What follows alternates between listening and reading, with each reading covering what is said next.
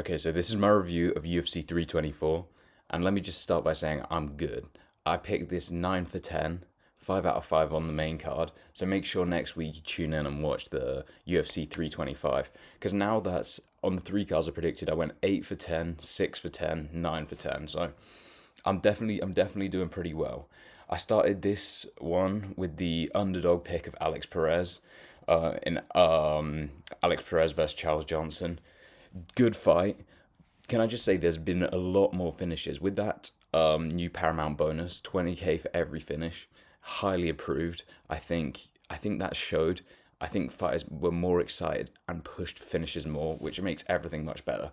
But specifically on this fight, Charles Johnson in there with a terrible trim as always. He started off the round well, landed a few good shots, but it was like I thought. Alex Perez is good at closing the distance. He throws big shots over the top. He's pretty good against taller fighters, and he's only ever lost against the top of the division. So this was very much how I expected. He found it easy to close distance. I thought it was going to be I thought he was going to hurt Charles Johnson a lot, but not finish him because I didn't think Charles Johnson would get finished because Charles Johnson is a very, very hard fighter to finish. But that just shows Alex Perez is right there at the top of the division. And yeah, he just really showed him levels. And I think big things for Alex Perez because all his big losses have been against the elite of the division. So he's showing he's still really up there, even at his age. But yeah, no, great win for Alex Perez. Big things for him to come. I think he did miss weight, so that kind of put the pressure on him. If you miss weight, you have to put on a big performance to kind of make up for it because the UFC hierarchy are not happy when someone misses weight at all, and understandably. So yeah, huge win for Alex Perez, very needed.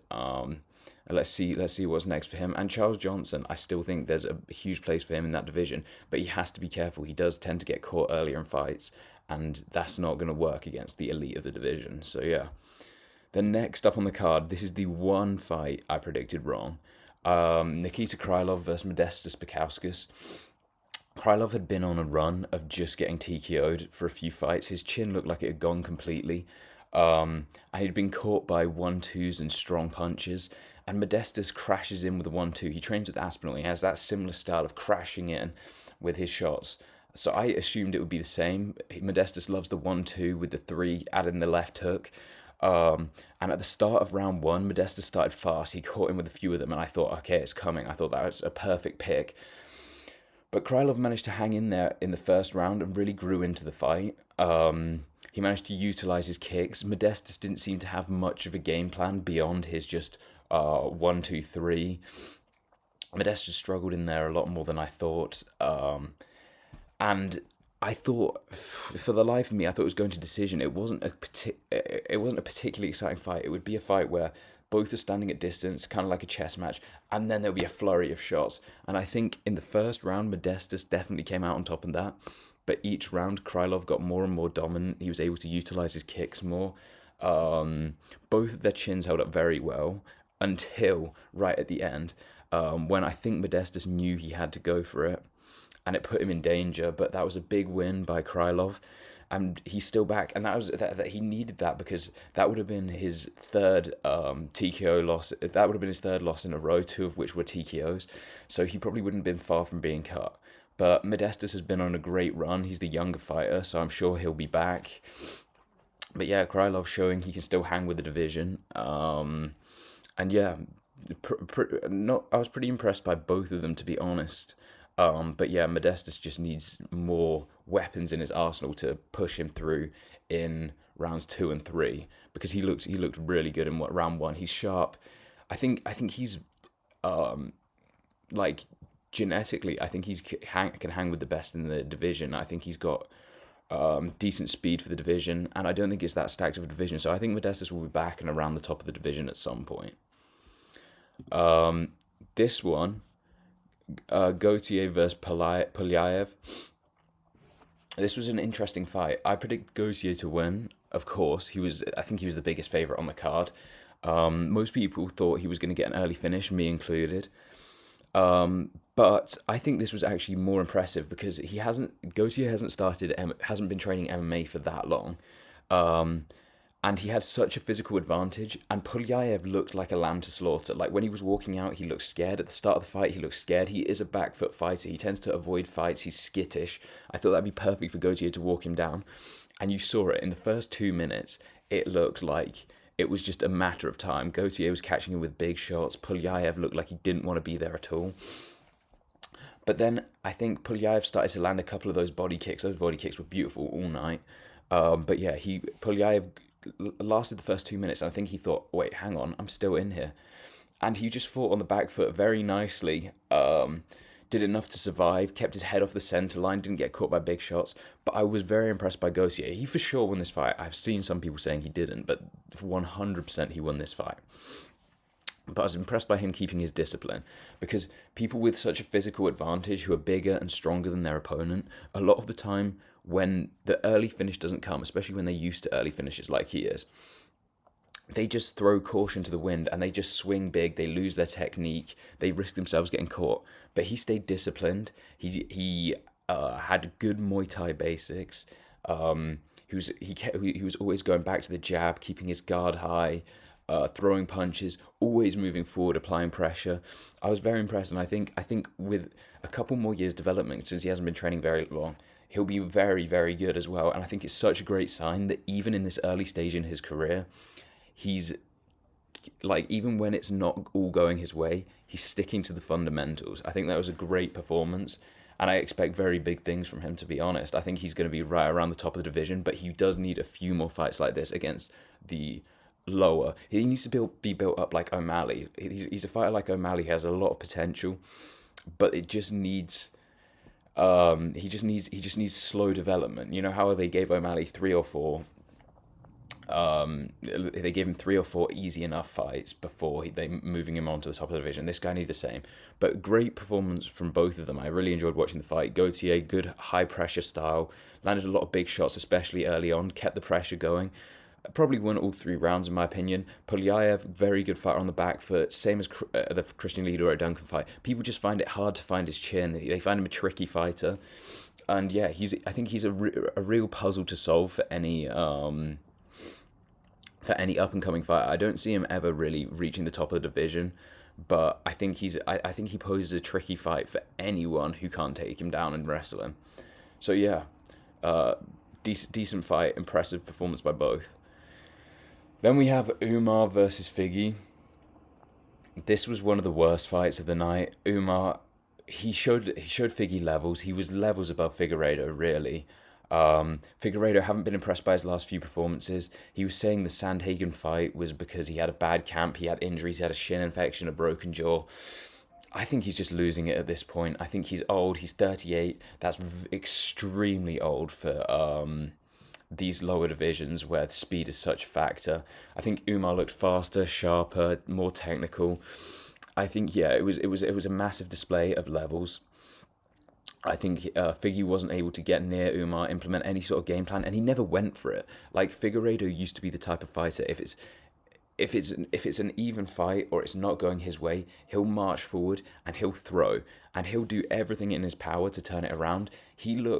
Nowadays, he looks happy to accept like a decision loss. Okay, that's fine. I can lose by decision. I just don't want to get knocked out or embarrassed or anything like that. He doesn't go for it. So I don't see him ever being near the top of the division again or winning a belt. But Umar, very impressive, boring.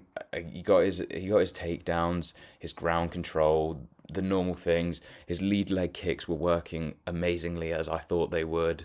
He worked the jab, decent boxing fundamentals. But Umar is a fighter that, when he struggles most, is when he's been put under pressure. That's when you saw him get dropped in his last fight. And I thought Figgy, at least at moments, would do that, but he just didn't. He just fought on the outside, fought a fight that Umar would want to watch.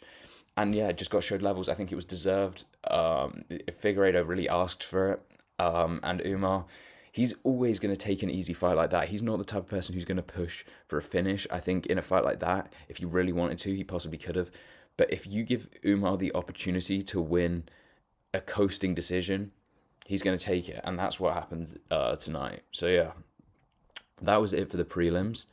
And then opening up the main card, Arnold Allen versus Gene Silver. This was a great fight. This was my pick for fight of the night, and had it not been for the main event, this definitely would have won fight of the night. Arnold Allen started off beautifully. Great first round, looked the much superior fighter. There was even those things, like when Arnold Allen was walking out yesterday at the weigh-ins, he was doing whatever weird like black magic thing he was doing for Gene Silver. He had some symbol painted on his leg, and it looked like he was really getting to Gene Silver. Gene Silver looked emotional and before he was in the cage. But then once Gene Silver was in the cage, he just looked so concentrated, more than I've ever seen him before. But yeah, as the fight opened up, Arnold Allen looked great. Fantastic round one. But then in round two, Gene Silver started to get to him, and it started to edge the fight towards Gene Silver. I think Arnold was still landing great shots, but what would happen is when Gene Silver landed good shots on Arnold Allen would take a break, a reset, and then throw his shots. Whereas when Arnold Allen landed shots on Gene Silver would respond instantly. Like, Gene Silver would never let Arnold get a shot off and let it go unanswered. Gene Silver would always have an answer, whereas Arnold was a bit more tentative with that. Fantastic fight, though. Both fighters looked a little bit hurt at various points through the fight, but I think Gene Silver looked pretty clear in round 3. Arnold was clear in round 1. Round 2 was the closest round, but edged it to Gene Silver. Gene Silver got a couple of his takedowns. Seemed to be the more comfortable grappler. But yeah, it's a fight that I think both of these should be higher up in the division. I think skill-wise, these are in the top 3-4 in the division. I think these are some of the best fighters in the division. I think Gene Silver can hang with anyone in there. I think I could see Gene Silver hanging in there with Volk. Arnold Allen, I think he would pose an interesting matchup for anyone at the top of the division, like Diego Lopez, Volk, whoever. But yeah, fantastic fight. And I think Arnold Allen doesn't lose any stock from this, but he has to turn around quick, because people forget how good he is when he's out for so long. He fights once a year. Hopefully Arnold can turn this around quickly and get back in there. But fantastic fight between two extremely skilled strikers. And yeah, big things for both of these on the horizon. So yeah. And then next up was that fight, Natalia Silva versus Rose. The less said about that, the better. I'm not gonna lie. I don't know about you guys, but I'm on UK time, so I was pretty tired. This was like a pretty good nap break for me. That was just boring. I picked Natalia Silva. She'd won controversially. Don't really have much to say about that fight. It was terrible. Then Waldo Cortez Acosta versus Derek Lewis. This was sloppy. This showed the lack of depth in heavyweight. Both of these are top 10 heavyweights. Derek Lewis, it went exactly like I predicted. He'll swing for 30 seconds and then he just doesn't want to be there. If he doesn't get you out in 30 seconds, he pretty much resigns. Nothing happened in the first round. They just stared at each other. It was a classic Derek Lewis when the fight goes past 30 seconds. Let's just stare at each other. And occasionally swing a big shot. Waldo Cortez Acosta winning the rounds, though. Like, if it went to a decision, he would have won them just based on leg kicks and a couple of little jabs. Waldo Cortez Acosta did look the more skilled fighter, but that was not hard in there. Both of them just like two obese men just staring at each other. It wasn't an exciting round 1. Then round 2 started. And Derek Lewis was looking for a way out. Like, there's no second way about it. He went to throw a kick, got hit with a slight jab, lay on his back, and just let Waldo Cortez Acosta finish him. I think Derek Lewis just decided he didn't want to be in there anymore. But I think the fight was only going one way from there. I think it was going to be Waldo Cortez Acosta decision, maybe a KO or TKO. But one thing I have to say about Waldo Cortez Acosta, he's very good at crashing in and getting off his shots without getting hit. I don't know how he does it, because he doesn't have particularly amazing technique. But he crashes in on these big people, Derek Lewis, Pavlovich, and he somehow doesn't get caught. So fair play to him. But yeah, went pretty much how I thought. Waldo Cortez Acosta is moving into that next section of the heavyweight division where the skills really, really upgrade. Like, after you get past Derek Lewis and you get into the fighting the people who are ranked 4th, 3rd, the Pavloviches, that kind of people in the division. I think I mean, he did already struggle, but I don't know where he goes from here, because he's in this weird position where Derek Lewis and all the people ranked behind Derek Lewis, he'll be better than them, but then all the people in front of him, I think they're just levels ahead of him. So he's got a lot of work to do, but meh performance, terrible from Derek Lewis. What do you expect from these UFC heavyweights? They are just obese men who sometimes scrap. Okay, and then next, the co-main, O'Malley versus Song Yadong. Now, a lot of people were angry about this fight. They thought it was a bit boring. I thought I enjoyed this fight a fair bit, I must say. O'Malley, strong round 1, strong round 3. I don't know how, some people are saying Song Yadong won. I don't know how they saw that. Song Yadong got a good takedown at the end of round 1, but I think O'Malley definitely landed the better strikes in round 1 and round 3. Yeah, you see, the total strikes slightly in favor of Song Yadong, but most of those were the rabbit punches up against the cage when Song Yadong was going for the takedown in the last 30 seconds. Round 3 clearly in favor of O'Malley. And round 2 could definitely towards Song Yadong, where he got both of his takedowns, and he got both of the takedowns in the round. But yeah, I thought this was, I before the fight, I said this was the fight between the two fastest 135ers, and O'Malley looks much faster. Like, O'Malley is crazy quick. But I think it was a good performance from O'Malley, because no one makes Song Yadong look like a fool. Think of Song Yadong's fights against Yan. No one beats Song Yadong easily. So I think this is more impressive from O'Malley than people are giving it credit for. I think O'Malley fought very well. I think in round 3 as well, when O'Malley turned it up, you really saw the levels in striking. Like, right towards the end, the final minute, O'Malley put it on him a bit. And I think he only realised then, if I put a pace on him, I come out better. Because most of the fight was picking at range, and that kind of, although O'Malley was winning it, the gap between them was fairly small. When O'Malley picked up the pace and put on the pressure, I think the difference in speed, O'Malley's slickness really came through, and you saw it in the last minute. O'Malley was giving him a bit of work in that last minute, and that's definitely what made him win that round easy. And I think had O'Malley put more pressure like that on Song Yadong earlier, I think it would have been a more dominant performance and more impressive, and allowed him to call for that title fight. You saw him get on the mic after and say, I think Merab should get the next title fight, which he kind of had to do because he didn't get a finish. If he'd have finished Song Yadong or put on a crazy dominant performance now, he could have just called for that title.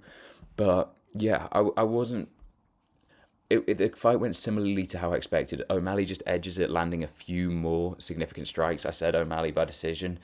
But yeah, both fighters looked pretty good. Neither of their best performances. But yeah, O'Malley is up there around the top of the division. But it's just now, who do you give the title shot to? Because I don't think Umar deserves one after that performance with Figgy.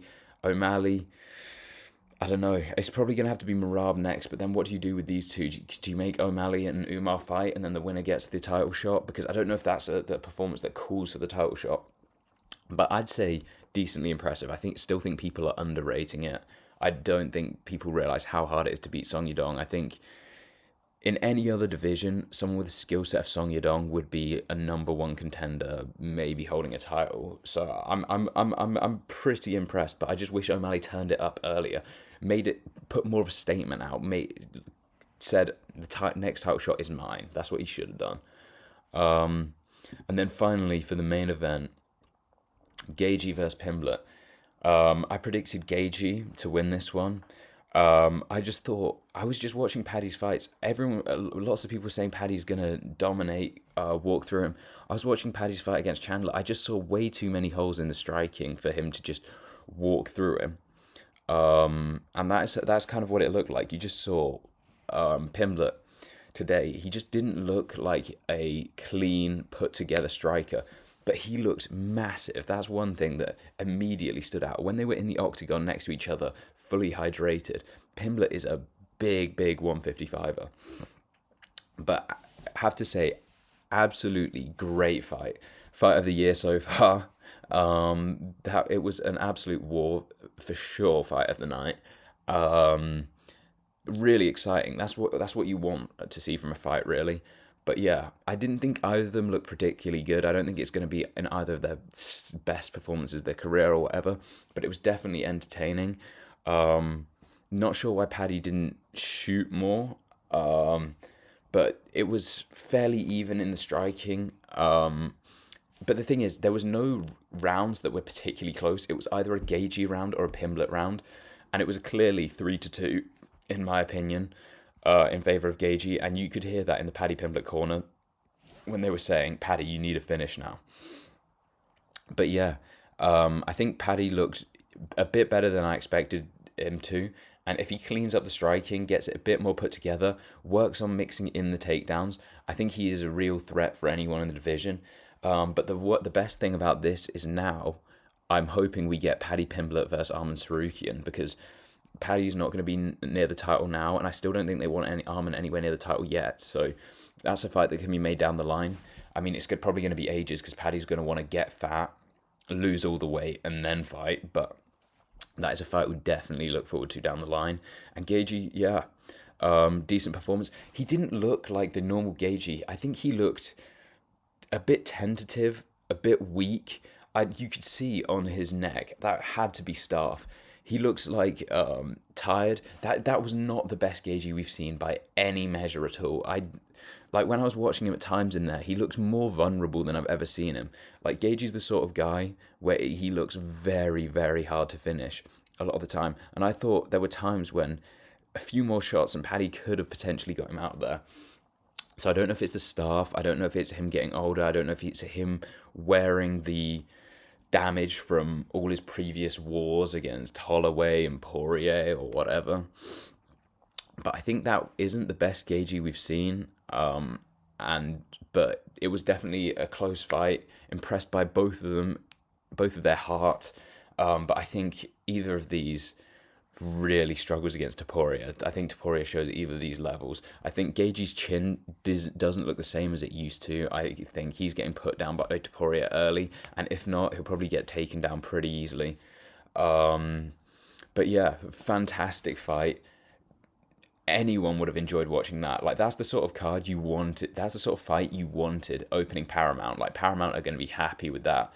A lot of new fans would have tuned in, and to see that as an introduction to watching UFC, fantastic fight. Both of them should be decently happy with their performances. But yeah, next, Gagey versus Topuria, and then Pimblett versus Arman, I guess, which is pretty fun outcome. But yeah, that's about that for the UFC 324. And yeah, tune in again soon for the UFC 325 predictions if you want to know who wins every fight.